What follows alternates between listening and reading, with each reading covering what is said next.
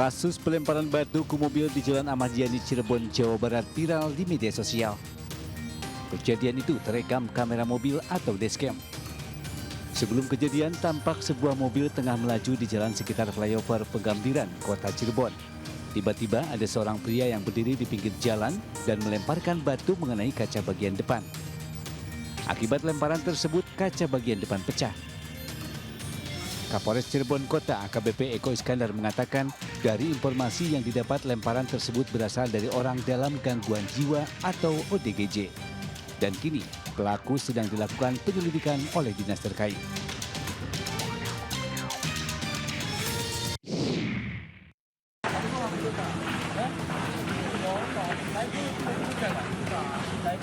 Kebakaran terjadi di Grand Cempaka Resort, Kabupaten Bogor, Jawa Barat, Rabu siang. Api membakar tempat penyimpanan barang di area penginapan. Beberapa saat setelah kebakaran, petugas pemadam berhasil menjinakkan api. Tidak ada korban jiwa dalam kebakaran dan kegiatan operasional hotel tetap berjalan.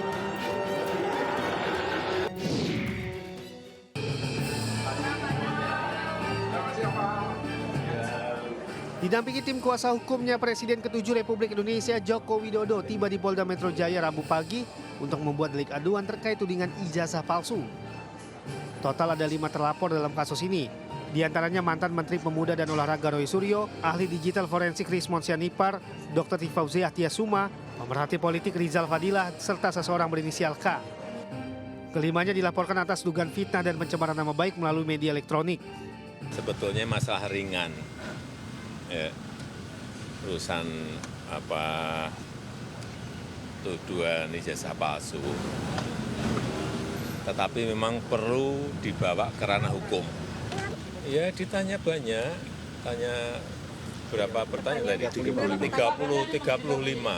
Selama ini mungkin Pak Jokowi diam, selama ini khususnya ketika beliau menjabat, tapi terus dilakukan oleh beberapa pihak. Sehingga mungkin ya tentunya untuk hari ini Pak Jokowi datang sendiri ke sini bukanlah hal yang mudah juga ya. Tentunya sudah melewati pertimbangan yang sangat panjang dan sangat berat. Ada 24 video ya, sekitar 24 objek yang kita sudah Pak Jokowi sudah laporkan juga.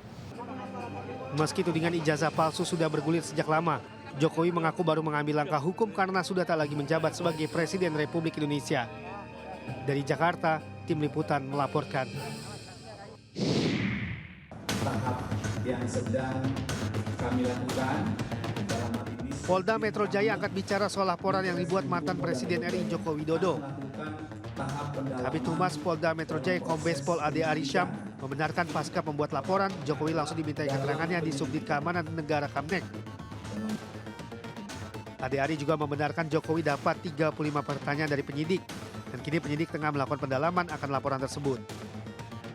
Jadi setiap laporan dari masyarakat yang masuk, kemudian dilakukan tahap pendalaman dalam rangka penyelidikan.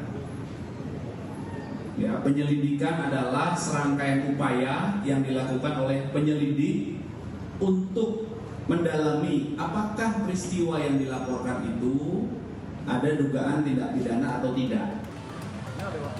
Sebelumnya Presiden ke-7 RI Jokowi melaporkan 5 orang terkait tudingan ijazah palsu ke Polda Metro Jaya.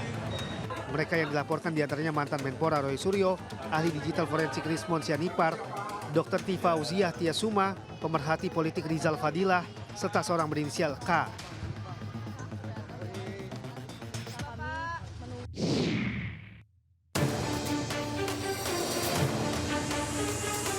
Presiden ke-7 RI Joko Widodo melaporkan pakar telematika Roy Suryo ke Polda Metro Jaya atas tuduhan penyebaran isu ijazah palsu.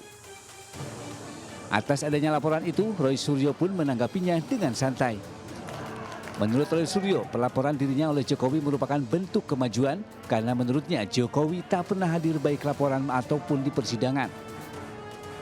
Roy bahkan berharap Jokowi tak hanya berani melapor, tetapi juga hadir dalam berbagai persidangan dan pemeriksaan hukum lainnya.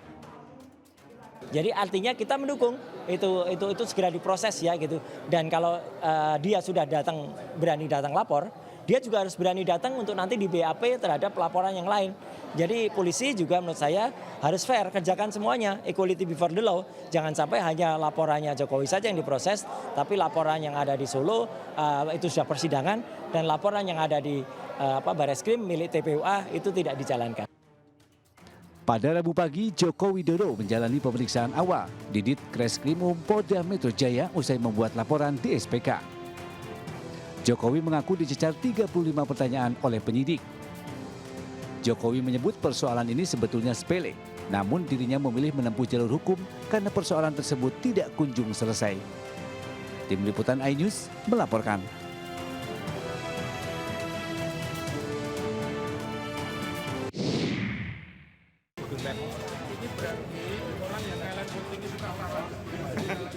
Sidang lanjutan gugatan tuduhan ijazah palsu terhadap Presiden ke-7 RI Joko Widodo digelar hari ini di Pengadilan Negeri Kota Solo. Sidang beragendakan mediasi dan dilaksanakan secara tertutup. Sidang dihadiri penggugat Muhammad Taufik, sementara tergugat Joko Widodo tidak hadir dalam sidang dan diwakilkan oleh kuasa hukumnya karena sedang melapor ke Polda Metro Jaya terkait tuduhan ijazah palsu. Sidang mediasi dipimpin oleh Hakim Mediator Profesor Adi Sulistiono. Mediasi yang berlangsung selama 1,5 jam ini belum mencapai kata sepakat karena pihak penggugat dan tergugat bersikukuh dengan sikapnya masing-masing. Dari Solo, Jawa Tengah, Septiantoro, iNews melaporkan.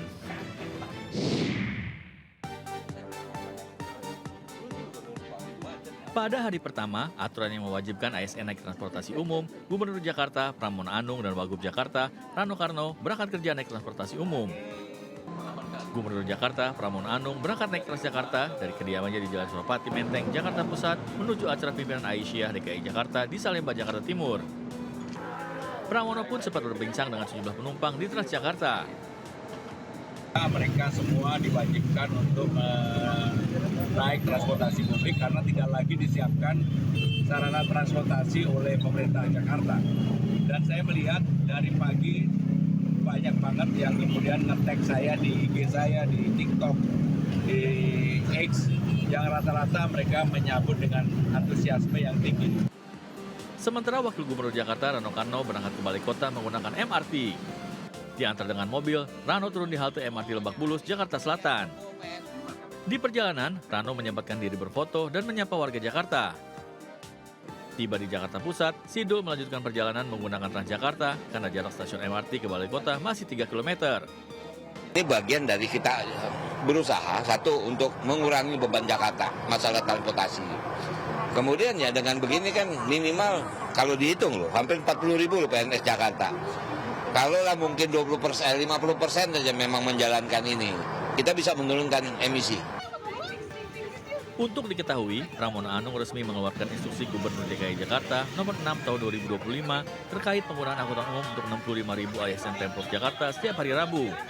Jenis moda transportasi yang digunakan mulai dari MRT, LRT, Transjakarta, komuter lain, angkutan-angkutan reguler, dan shuttle karyawan.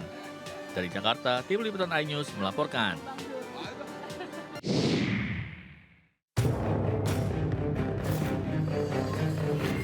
Pemerintah Provinsi Jawa Barat berencana menerapkan program wajib militer bagi anak-anak bermasalah, terutama yang terlibat dalam geng motor dan tawuran, sebagai solusi untuk menangani kenakalan remaja yang kerap terjadi. Anak-anak yang mengikuti program yang bertujuan membentuk karakter disiplin dan tanggung jawab ini akan mengikuti pendidikan khusus di bawah pengawasan TNI Polri selama 1 tahun, sementara status sekolahnya tetap terdaftar di SMP SMA asal dengan kelas khusus. Banyak orang tua yang hari ini tidak punya kesanggupan lagi menghadapi anaknya. Banyak guru yang tidak punya kesanggupan untuk menghadapi murid-muridnya. Kenapa? Dia keras dikit nanti dikriminalisasi. Kan perlu dilakukan tindakan-tindakan yang nyata, terukur dan terencana. Maka salah satu pilihannya adalah melibatkan TNI Polri menjadi bagian dari upaya pembinaan mereka. Selain kenakalan anak yang terlibat tawuran dan geng motor, program ini juga menyasar anak-anak yang kecanduan game online dan sudah mengarah ke aktivitas kriminal. Program yang rencananya akan dimulai 2 Mei 2025 ini disambut baik dengan kesiapan pihak TNI Angkatan Darat sebagai pelaksana kegiatan. TNI Angkatan Darat menyatakan siap mendukung program-program pemerintah daerah sesuai dengan apa yang diamanatkan dalam undang-undang dan kini masih menunggu detail teknis yang dikoordinasikan antara pemerintah Provinsi Jawa Barat dan Kodam 3 Siliwangi. Sementara itu, Wakil Ketua DPR Sufmi Dasko Ahmad menyatakan apa yang disampaikan Gubernur Jawa Barat merupakan hal yang baru yang perlu dikaji secara matang dan mendalam sebelum dilaksanakan. Hal-hal yang disampaikan oleh Gubernur Jawa Barat mungkin adalah hal-hal baru yang memang perlu dikaji terlebih dahulu secara matang sebelum kemudian dilaksanakan. Demikian. Dari Bandung, Jawa Barat, Ervan David, iNews melaporkan.